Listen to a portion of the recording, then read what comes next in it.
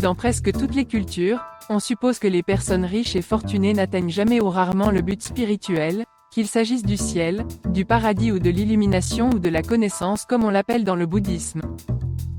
La phrase de la Bible est bien connue, qui décrit de manière imagée qu'un chameau passerait plus facilement par le trou d'une aiguille qu'un riche n'entrerait au ciel. Cela signifie-t-il aussi pour moi en tant que bouddhiste que la richesse ou la fortune ne doit pas être des objectifs à atteindre ? La phrase de Bouddha, « Gagne ta richesse avec intégrité et utilise-la pour le bien des autres » peut-elle nous aider ?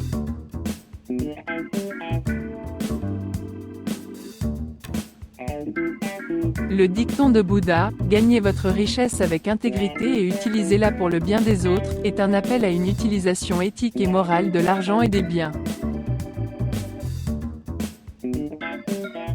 Cela signifie que l'on ne devrait pas accumuler de richesses par des moyens injustes, tels que la fraude, l'exploitation ou la corruption. Au lieu de cela, on devrait acquérir sa richesse de manière honnête et honorable, en travaillant pour le bien des autres et en contribuant à la société.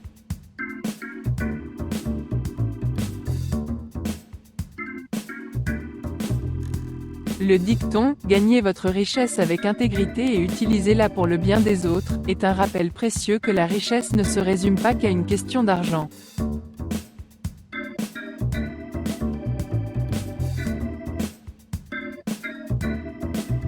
C'est également une question de valeur et de moralité.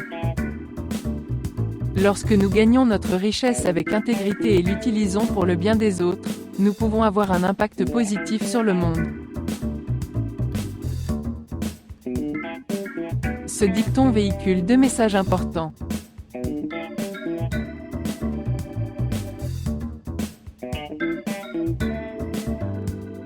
D'abord, que la richesse n'est pas tout. Il est important de gagner de la richesse, mais il est encore plus important de l'utiliser de manière à aider les autres.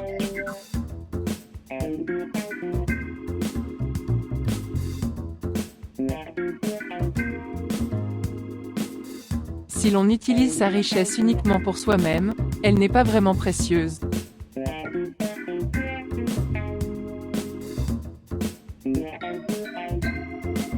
Deuxièmement, on est responsable de ses actions.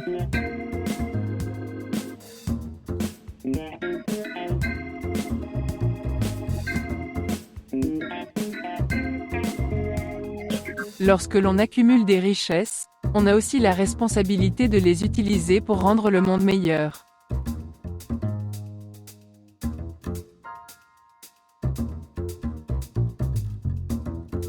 Que les paroles de Bouddha nous guident.